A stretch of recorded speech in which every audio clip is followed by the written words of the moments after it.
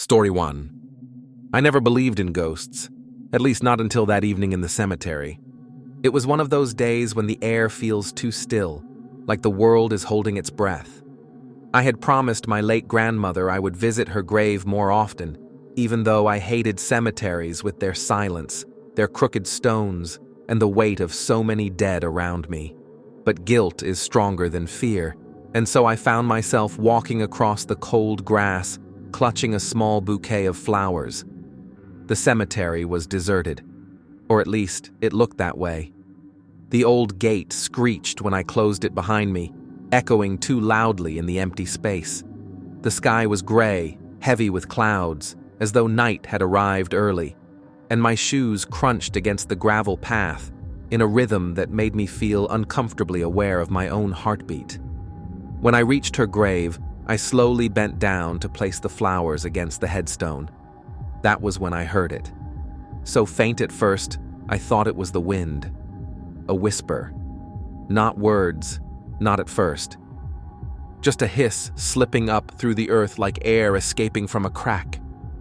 I froze, my hand hovering over the cold stone. The whisper came again, sharper this time, tickling against my ear even though the ground was beneath me. Sarah. It said my name. Every inch of my body prickled. I stumbled back a step, staring at the grass, at the soil beneath which my grandmother lay. My breathing grew shallow. I forced myself to laugh nervously. It's just the wind, I whispered to no one. But then another voice joined in. This one came from the grave beside hers. A low murmur, also saying my name. Then another from the headstone just across the path. Soon, they were all speaking. It wasn't a single whisper anymore. It was dozens, hundreds. Every grave around me, every slab of stone, every mound of earth. It was all alive with whispers. Sarah. Sarah. The sound was soft, but its echo shook the air like a swarm of bees. My chest clenched as I stumbled backward, desperate to return to the path. But when I turned to look toward the gate where I'd entered, my heart froze. The path was wrong. The simple gravel walkway that had led to my grandmother's plot now stretched into something endless. It twisted and rolled like it was pulling itself farther into the cemetery, lined with headstones on either side as far as my eyes could see. There was no gate anymore, no fence in sight, just graves. I backed away, trembling, trying to focus on breathing. I told myself I was imagining things, panicking, maybe even hallucinating. But the whispers changed suddenly. They grew louder, sharper, sinking together until it sounded like chanting. Dozens of dead voices layering on top of one another, chanting my name in a rhythm that rattled the ground under my feet. I covered my ears and cried out, "Stop! Just stop!" But it didn't stop. Somewhere beneath the soil, something shifted. I could hear it, like fists pounding against wood, like fingernails scraping. Dirt around the nearest gravestones began to tremble. Little bursts of soil popped up, as though something was trying to claw its way out. I turned and ran down the path. My shoes slapped against the gravel, breath tearing at my throat. But no matter how far I ran, the path never ended. The graves just kept repeating, same crooked stones, same names etched in weathered granite. Then I noticed something worse. The names on the stones were changing. At first I thought it was a trick of my eyes, the blur of motion. But as I slowed, I saw my own surname appear. Then my first name. Row after row, stone after stone, every single one now carried my name. Sarah carved into the granite, again and again, hundreds of times. Birth dates, death dates, some in the past, some in the future. One had today's date. I collapsed onto the gravel, shaking so hard my knees nearly gave way. The chanting reached a fever pitch, the voices all speaking in harmony now, no longer a whisper, but a roar that filled the cemetery like a storm. I screamed for help, though I knew no one could hear me. My voice sounded pitiful against theirs. Then, for the first time, they said something other than my name. Stay. I don't remember how I got out. The last thing I recall is slamming my eyes shut and screaming until my throat bled, covering my ears as hands seemed to press against me from the ground itself. When I opened my eyes, I was back at the cemetery gate. The flowers were still in my hand, crushed and shaking. The path behind me looked normal, short and straight, leading back to her grave. I never walked down it again. Now I sit awake at night, afraid to sleep, because the whispers followed me home. Sometimes when the house falls quiet, I hear my name sliding beneath my bed, beneath the floorboards, soft, patient, waiting. And every morning when I check my bathroom mirror, I notice the same thing. Behind my reflection on the cold mist of the glass, a single word appears without fail. Stay. Story 2. I've never been able to shake that night, because sometimes when I close my eyes, I still hear the scratching beneath the ground. It began as something harmless. My wife, Emily, has always loved old cemeteries. She says they're peaceful, quiet, a place to reflect. I never shared her fascination, but that autumn evening I agreed to go for a walk with her through the oldest cemetery in town. The sky was painted in shades of orange and fading purple, the kind of light that makes shadows grow longer, sharper. The place had been abandoned years ago. The iron gates had rusted, the fences bent inward, and weeds curled around the gravestones. Some stones had tilted and sunken, others stood proud but worn smooth by weather. The silence was heavy, too heavy, almost pressing, broken only by the caw of a distant crow. Emily laced her fingers through mine as we wandered between the graves.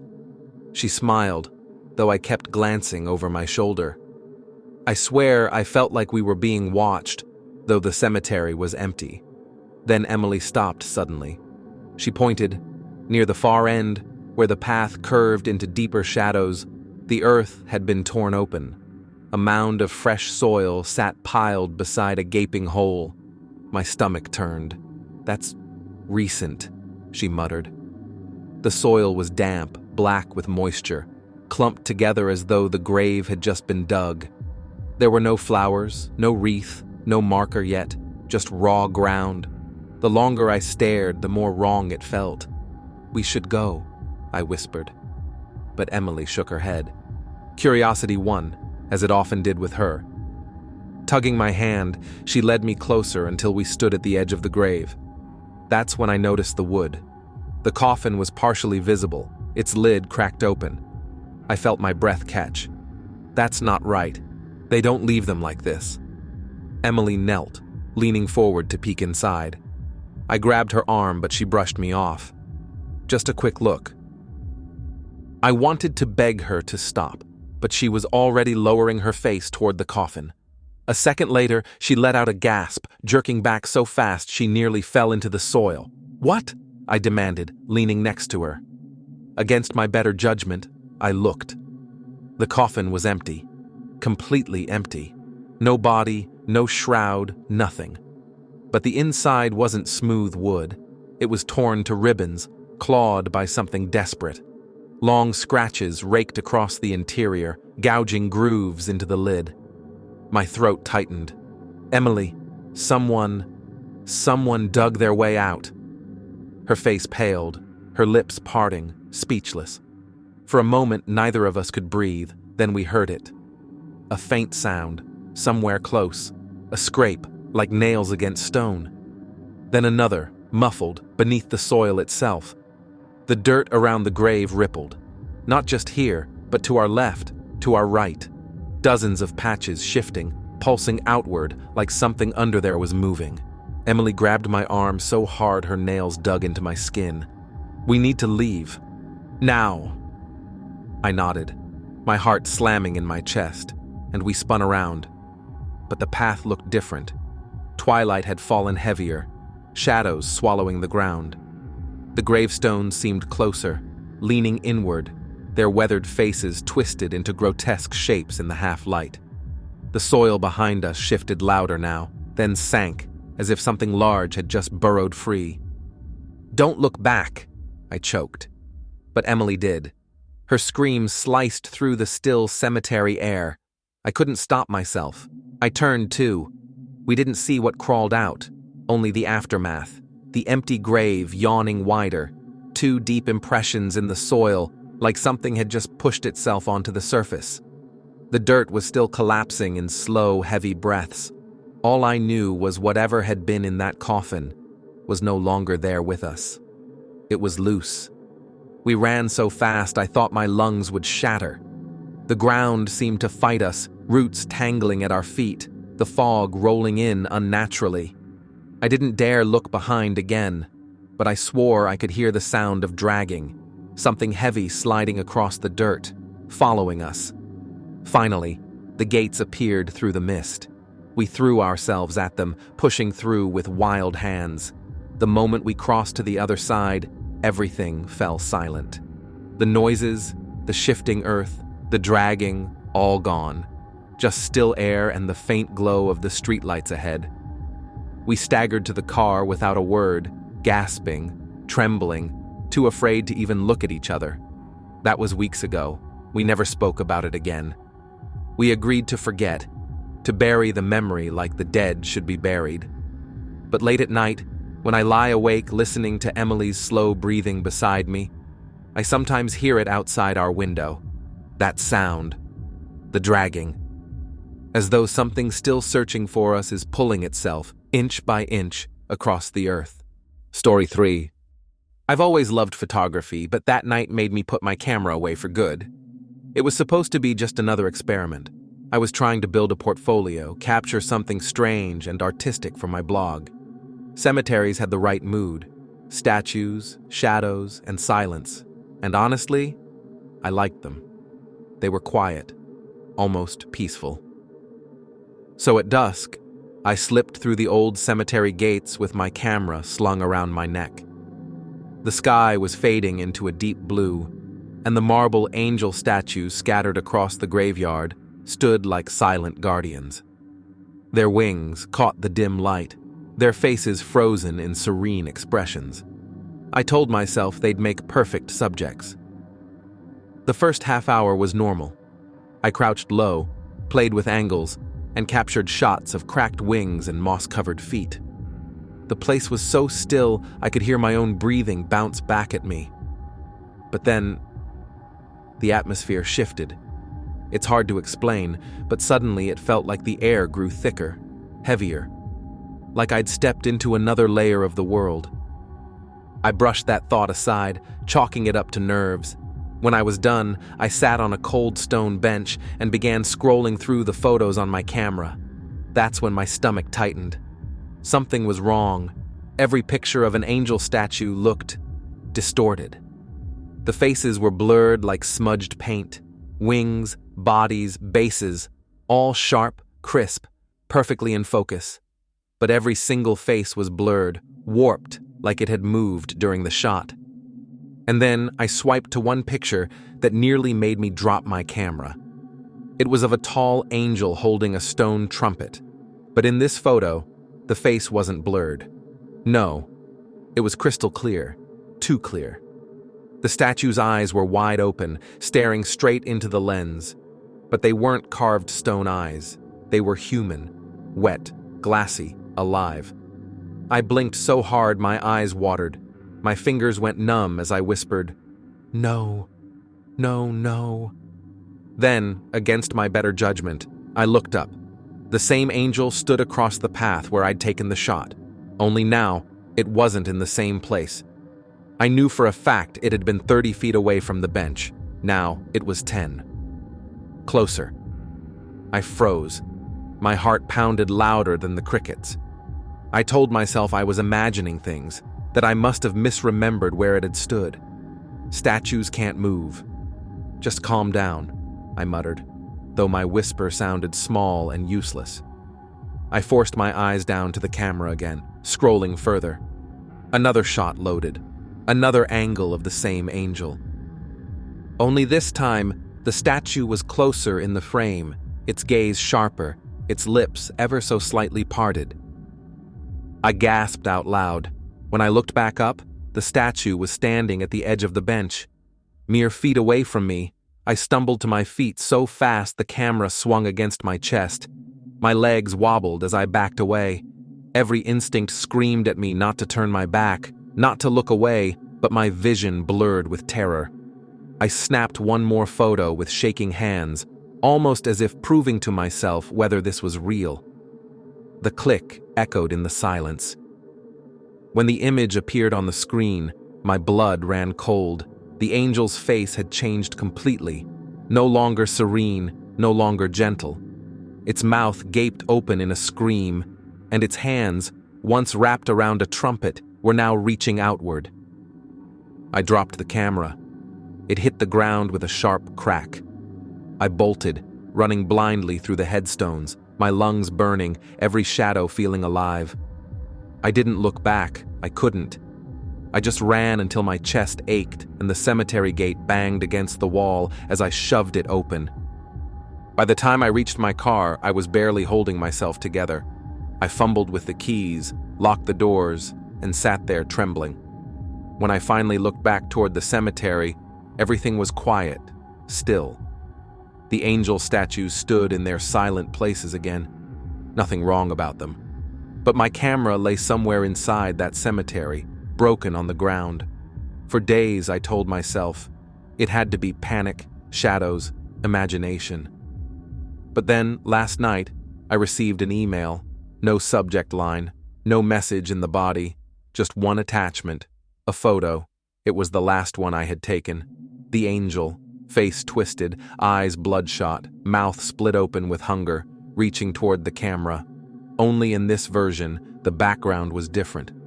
It wasn't the cemetery behind the statue anymore. It was my street, and the statue was still looking right at me. Story 4. I should have grabbed my daughter's hand tighter. That's the thought that eats at me every single night. The thought of how easily I let her drift away among the dead. It was supposed to be a quiet visit. My wife and I had planned to bring flowers to her father's grave.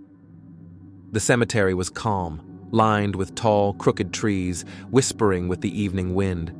Gray clouds stretched low, heavy, smothering the sky. Our daughter, Lily, only 7, came with us. She wasn't afraid of cemeteries the way I was. In her eyes, the place was just another strange playground. We reached the grave, a modest headstone with chipped edges and moss climbing its base. I knelt down, arranging the flowers at its foot, while my wife brushed dirt off the carving of her father's name. It was silent, except for the rustle of leaves. Silent until I heard giggling. At first, it didn't bother me. Lily giggled a lot, loved to find fun in the smallest things. But when I looked around, she wasn't beside us anymore. She was standing several feet away, between leaning gravestones older than any of us.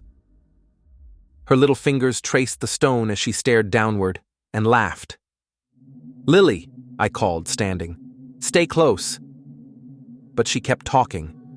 That was when my stomach turned, because she wasn't talking to us. She was speaking softly into the air, head tilted as if listening to whispers. And then she laughed again. I walked over quickly, my boots crunching against gravel. "Who are you talking to?" I asked. Her small face turned toward me, all innocent smiles. "The kids," she said. The words made my skin crawl. "What kids?" She pointed down at the soil. "The kids who live in the graves. They said they want to play." Her voice was so casual, so innocent, as though she were talking about classmates at school. My mouth went dry, and I grabbed her hand. It felt icy cold. "Lily, stop it. Don't make up stories."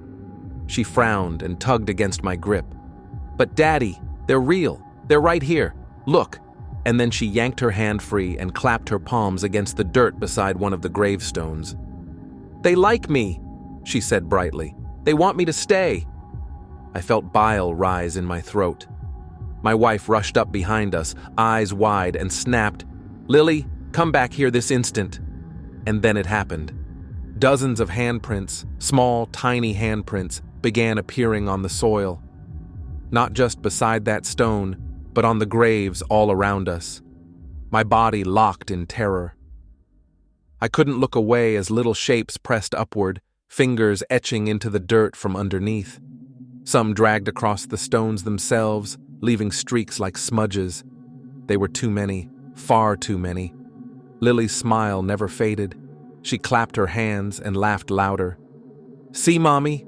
See, Daddy? I told you. They're real." I staggered back, pulling her away even as she fought against me. My wife's face had gone pale, tears forming in her eyes as whispering began to rise. Soft, endless whispers slipping from every grave around us. Stay, play, stay, play. We didn't wait. We grabbed Lily between us, ignoring her cries of protest, and ran down the path toward the gate. The whispers grew louder with every step, a chorus of pleading children echoing in the still air. I dared to glance back once, only once. The handprints weren't just on the soil anymore. They were climbing higher, appearing even on stones where no dirt could move. Graves carved smooth with age. Dozens, hundreds. As though all the children buried in that cursed ground had risen at once, pressing outward, desperate to be touched. We practically threw Lily into the car, my wife crying, me fumbling with the keys like a madman. When the engine roared to life, I slammed the gas so hard the tires screeched across gravel. Only when the cemetery gates faded in the rearview mirror did Lily finally stop fighting us. She sat silently, pouting, with her arms crossed. In the dim light of the dashboard, her face looked strange to me. Too pale, too far away. That was weeks ago. Since then, Lily hasn't been the same. She doesn't laugh the way she used to. She whispers constantly at night instead. Soft, low murmurs from her bedroom when she thinks no one is listening. Sometimes I press my ear to her door, and I hear answers. Small voices, faint and overlapping. They whisper with her. Last night I finally lost my composure and stormed into her room. She was sitting in the center of her bed, the blankets bunched in her tiny fists, her eyes wide like she'd been caught. "Who are you talking to, Lily?" I demanded. She smiled at me then, the smile I used to love so much. "The kids," she said. "They followed me home." And then, as if to prove it, the mirror on her dresser fogged over without warning, even though the air was perfectly cool.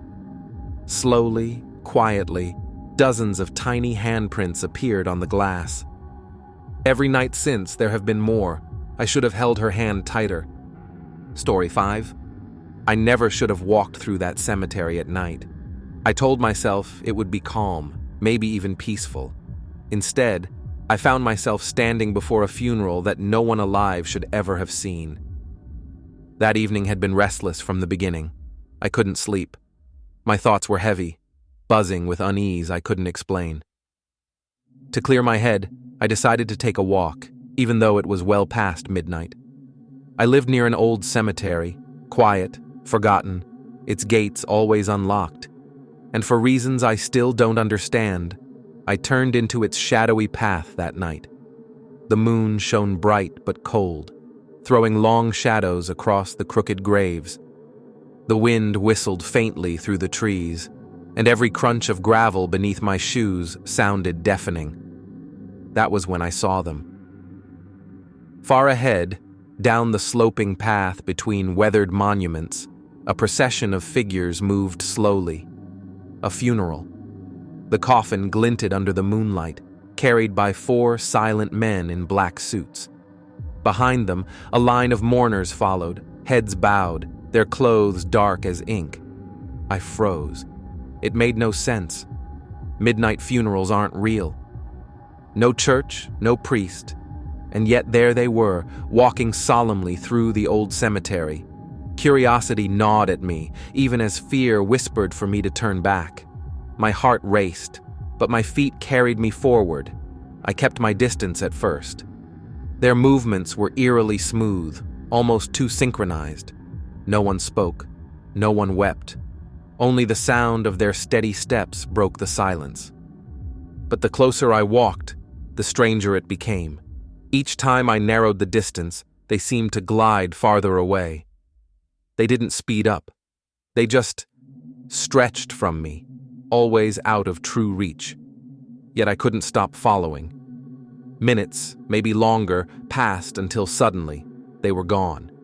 The path ahead was empty. The mourners and coffin vanished without sound. Only the rows of silent headstones remained. I wiped the cold sweat from my face and let out a shaky laugh. Maybe I was tired. Maybe my mind had conjured it all. But just as I convinced myself, I saw it.